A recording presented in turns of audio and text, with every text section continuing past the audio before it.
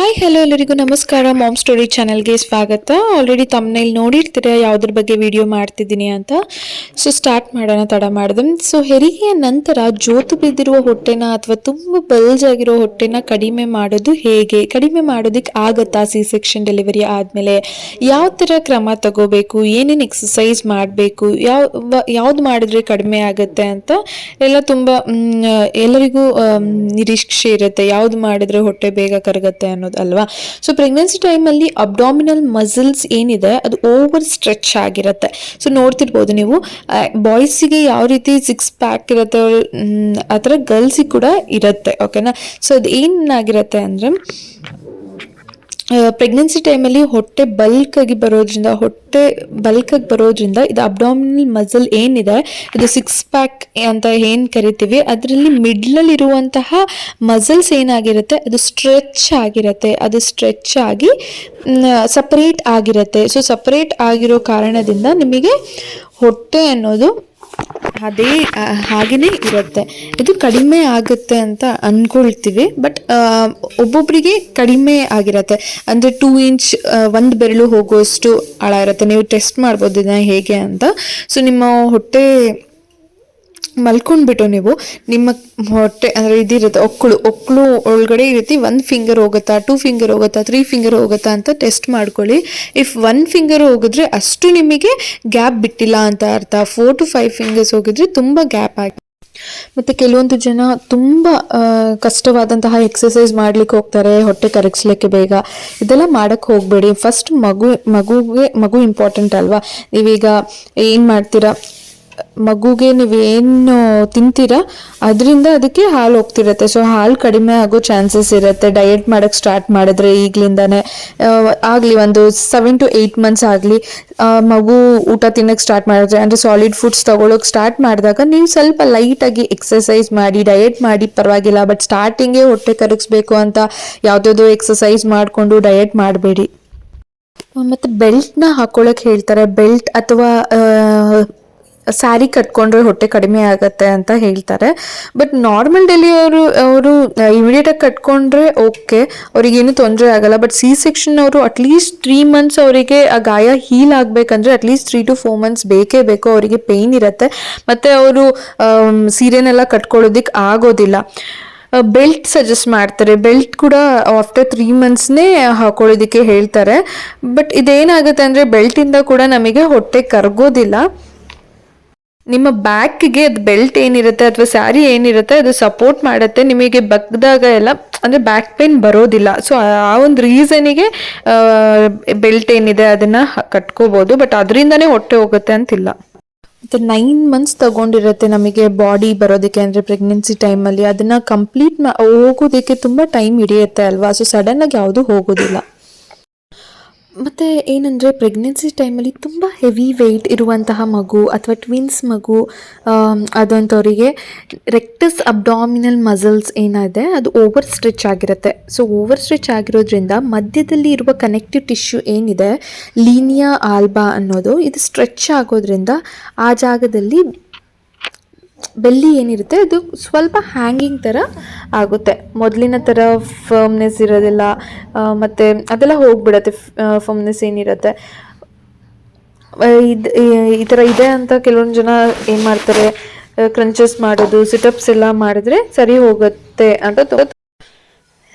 ಹೋಗುತ್ತೆ ಅಂತ ಏನು ಮಾಡ್ತಾರೆ, ತುಂಬ ಎಕ್ಸ್ಟ್ರೀಮ್ಲಿ ಪ್ರೆಗ್ನೆನ್ಸಿ ಆದಮೇಲೆ ಎಕ್ಸಸೈಸ್ ಮಾಡೋದಕ್ಕೆ ಸ್ಟಾರ್ಟ್ ಮಾಡ್ತಾರೆ. ಈ ತಪ್ಪನ್ನ ಮಾಡೋಕ್ಕೆ ಹೋಗಬೇಡಿ. ಇದರಿಂದ ತುಂಬ ಪ್ರಾಬ್ಲಮ್ಸ್ ಆಗುತ್ತೆ. 60% ಜನಕ್ಕೆ ಈ ಪ್ರಾಬ್ಲಮ್ ಇರುತ್ತೆ. ಓಕೆನಾ.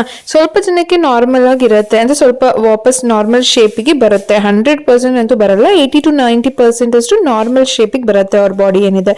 ಬಟ್ 30% ಜನಕ್ಕೆ ಇದು ನಾರ್ಮಲ್ ಶೇಪ್ ಬರೋದಿಲ್ಲ. ಬ್ಯಾಲೆನ್ಸ್ ಮತ್ತು ಕರೆಕ್ಟಾಗಿ ಊಟ ಮಾಡದೇ ಇರೋದು, ಇದನ್ನೆಲ್ಲ ಮಾಡೋಕ್ಕೆ ಹೋಗಬೇಡಿ. ಓಕೆನಾ. ಬ್ಯಾಲೆನ್ಸ್ ಆಗಿ ಆಹಾರನ ತಿನ್ಕೊಂಡು ಹೋಗಿ.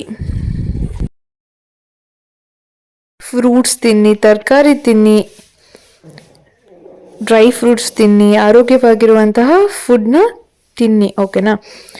ಅಟ್ಲೀಸ್ಟ್ ಒಂದು ಪ್ರೆಗ್ನೆನ್ಸಿ ಆಗಿ ಒಂದು 8 ವೀಕ್ಸ್ ಅಷ್ಟು ಕಾಲ ಆದರೂ ನಿಮ್ಮ ಬಾಡಿಗೆ ರೆಸ್ಟ್ ಕೊಡಿ. ಅದಾದಮೇಲೆ ಸ್ವಲ್ಪ ವಾಕಿಂಗ್ ಮಾಡಿ. ಎಕ್ಸ್ಟ್ರೀಮಾಗಿ ಎಕ್ಸಸೈಸ್ ಎಲ್ಲ ಮಾಡೋದಕ್ಕೆ ಹೋಗಬೇಡಿ. ಸ್ವಲ್ಪ ಯೋಗ ಮಾಡೋದು, ಸ್ವಲ್ಪ ವಾಕ್ ಮಾಡೋದು, ತುಂಬ ಇನ್ಯಾಕ್ಟಿವ್ ಆಗಿ ಕೂಡ ಇರಬಾರ್ದು. ಹಳೆ ಕಾಲದಲ್ಲಿ ಬಾಣಂತಿಯರು ಮಾಡ್ತಿದ್ರಲ್ವ, ಆ ರೀತಿ ಎಲ್ಲ ಮಾಡೋದಕ್ಕೆ ಹೋಗಲೇಬೇಡಿ. ಆ್ಯಕ್ಟಿವ್ ಆಗಿರಬೇಕು ನೀವು, ಓಕೆನಾ?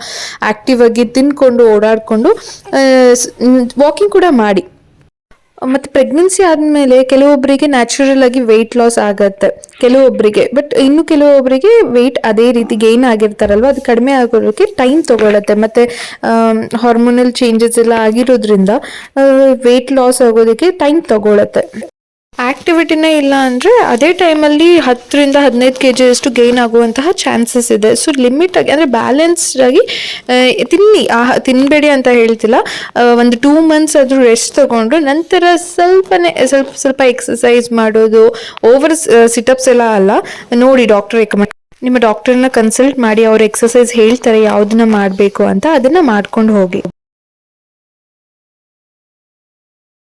ಮತ್ತು ಚಿಯಾ ಸೀಡ್ಸ್ನೆಲ್ಲ ತಗೊಳ್ಳೋದು, ಇದನ್ನೆಲ್ಲ ಮಾಡೋಕ್ಕೆ ಹೋಗಬೇಡಿ. ಇದನ್ನು ತಗೊಂಡ್ರೆ ನಿಮಗೆ ಹಾಲು ಕಡಿಮೆ ಆಗುತ್ತೆ. ಡಯಟ್ಗೆ ಅಂತ ತಗೊಳ್ತಾರೆ, ಬಟ್ ಅದನ್ನು ಕುಡ್ದಿದ ತಕ್ಷಣ ವೆಯ್ಟ್ ಲಾಸ್ ಆಗ್ತಾರೆ ಅಂತ ಅಲ್ಲ, ಅದು ಕುಡಿದು ಕೂಡ ಎಕ್ಸಸೈಸ್ ಮಾಡಬೇಕು. ಅದನ್ನೆಲ್ಲ ನೀವು 7 months ಆದಮೇಲೆ ತಗೊಳ್ಳಿ. ಬಟ್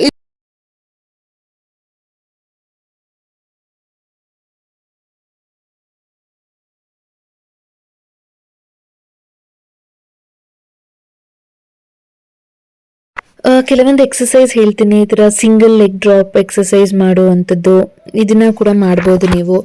ಸ್ಲೋ ಆಗಿ ಟ್ರೈ ಮಾಡಿ. 3 sets ಮಾಡ್ಬೋದು ನೀವು. ಈ ಕಡೆ ಒಂದು 15 times, ಆ ಲೆಗ್ ಒಂದು 15 times, ಆ ಥರ ಮಾಡ್ಕೊಂಡು ಹೋಗಿ.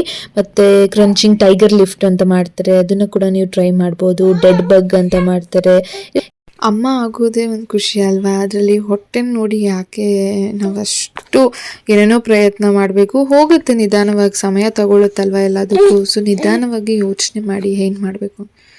ನೀರನ್ನ ಚೆನ್ನಾಗಿ ಕುಡೀರಿ, ಆದಷ್ಟು ನೀರನ್ನ ಕುಡೀರಿ, ಓಕೆನಾ? ಬಿಸಿ ನೀರು ಕುಡಿಯೋದ್ರಿಂದ ಕೂಡ ನಮಗೆ ಹೊಟ್ಟೆ ಕರಗತ್ತೆ, ಓಕೆನಾ? ಸೊ ಬಿಸಿ ನೀರು ಬೆಳಿಗ್ಗೆ ಎದ್ದಿದ ತಕ್ಷಣ ನೀವು ಬಿಸಿ ನೀರು ಕುಡೀರಿ. ಜೀರಿಗೆ ನೀರು ಕೂಡ ಕುಡಿಬಹುದು, ತುಂಬ ಒಳ್ಳೆಯದು.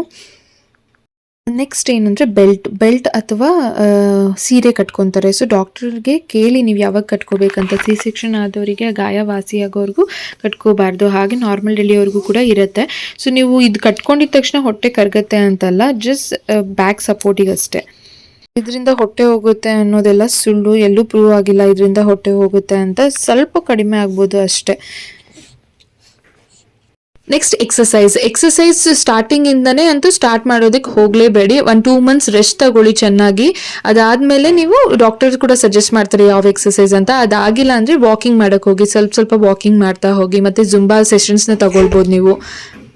ಮತ್ತು ಏನು ಹೇಳ್ತೀರಾ ಅಂದರೆ, ಒಂದು 6 months ಆದಮೇಲೆ ತಲೆ ಕೆಡಿಸ್ಕೊಳ್ಳಿ ಬೆಲ್ಲಿ ಫ್ಯಾಟ್ ಬಗ್ಗೆ. ಮೊದಲಿಂದನೇ ನೀವು ತಲೆ ಕೆಡಿಸ್ಕೊಳ್ಳೋದಕ್ಕೆ ಆಗೋದಿಲ್ಲ, ನಿಮ್ಗೆ ಟೈಮ್ ಕೂಡ ಸಿಗೋದಿಲ್ಲ. ಫಸ್ಟ್ ಆಫ್ ಆಲ್ ಮಗುನ ನೋಡ್ಕೊಂಡೇ ಇರ್ತೀರಾ. ನೆಕ್ಸ್ಟ್ ಏನಂದರೆ ಹೆಲ್ದಿ ಫುಡ್ನ ತಿನ್ನಿ, ಫ್ರೂಟ್ಸ್ ತಿನ್ನಿ, ವೆಜಿಟೇಬಲ್ಸ್ ಚೆನ್ನಾಗಿ ತಿನ್ನಿ, ಪ್ರೋಟೀನ್ಸ್ ಇರುವಂತಹ ಫುಡ್ ತಿನ್ನಿ, ಫೈಬರ್ ಕಂಟೆಂಟ್ ಇರುವಂತಹ ಫುಡ್ನ ತಿನ್ನಿ. ಮತ್ತು ಜೀರಿಗೆ, ಬಿಸಿ ನೀರು ಕುದಿಸಿ ಜೀರಿಗೆನ ಕುಡಿಯೋದ್ರಿಂದ ನಿಮಗೆ ಮಿಲ್ಕ್ ಕೂಡ ಹೆಚ್ಚಾಗತ್ತೆ. ಸೊಪ್ಪನ್ನ ಚೆನ್ನಾಗಿ ತಿನ್ನಿ, ಆಯಿತಾ? ಮತ್ತು ಯಾವುದೇ ಮೀಲ್ನ ಕೂಡ ಸ್ಕಿಪ್ ಮಾಡೋದಕ್ಕೆ ಹೋಗಬೇಡಿ. ಪ್ರಾಪರಾಗಿ ಊಟ ಮಾಡಿ. ಫಸ್ಟ್ ಮಗು ಹೆಲ್ತ್ ಇಂಪಾರ್ಟೆಂಟ್ ಅಲ್ವಾ? ಮತ್ತು ಊಟ ಮಾಡಿದ ತಕ್ಷಣ ಮಲ್ಗೋದಿಕ್ಕೆ ಹೋಗಬೇಡಿ. ಸೊ ಅದರಿಂದ ಕೂಡ ಫ್ಯಾಟ್ ಜಾಸ್ತಿ ಆಗುತ್ತೆ. ಸೊ ಊಟ ಮಾಡಿ ಒಂದು ಸ್ವಲ್ಪ 2 hours ಆದಮೇಲೆ ಮಲ್ಕೊಳ್ಳಿ. ಸ್ವಲ್ಪ ಸ್ಲೋ ವಾಕಿಂದ ಸ್ಟಾರ್ಟ್ ಮಾಡಿ. ನೆಕ್ಸ್ಟ್ ಮಗುಗೆ ಚೆನ್ನಾಗಿ ಫೀಡ್ ಮಾಡಿಸೋದ್ರಿಂದ ಕೂಡ ನಿಮಗೆ ಒಂದು ಎಕ್ಸಸೈಸ್ ಆದಂಗೆ ಆಗುತ್ತೆ. ಮತ್ತು ಬೆಲ್ಲಿ ಫ್ಯಾಟ್ ಕೂಡ ಕರಗುತ್ತೆ. ಸೊ ಇವೆಲ್ಲವನ್ನು ಫಾಲೋ ಮಾಡ್ಕೊಂಡ್ಬನ್ನಿ, ನಿಮ್ಮ ಬೆಲ್ಲಿ ಫ್ಯಾಟ್ ಕಡಿಮೆ ಆಗುತ್ತೆ ಅಂತ ಹೇಳ್ತೀನಿ ನಾನು. ಬಟ್ ಕಂಪ್ಲೀಟಾಗಿ ಹೋಗುತ್ತೆ ಅಂತ ನಾನು ಹೇಳ್ತಿಲ್ಲ ಇಲ್ಲಿ. ಮತ್ತು ಪ್ರಾಪರಾಗಿ ಊಟ ಮಾಡಿ. ಆಫ್ಟರ್ 6 to 7 months ಎಲ್ಲನೂ ಡಯಟ್ ಎಲ್ಲ ಸ್ಟಾರ್ಟ್ ಮಾಡಿ ಅಂತ ಹೇಳ್ತೀನಿ. ಯಾರೆಲ್ಲ ಇನ್ನೂ ನನ್ನ ಚಾನಲ್ನ ಸಬ್ಸ್ಕ್ರೈಬ್ ಮಾಡ್ಕೊಂಡಿಲ್ಲ, ದಯವಿಟ್ಟು ಸಬ್ಸ್ಕ್ರೈಬ್ ಮಾಡ್ಕೊಳ್ಳಿ. ಪಕ್ಕದಲ್ಲಿರುವಂತಹ ಬೆಲ್ ಐಕಾನ್ನ ತಪ್ಪದೆ ಕ್ಲಿಕ್ ಮಾಡಿ. Thank you. Keep watching.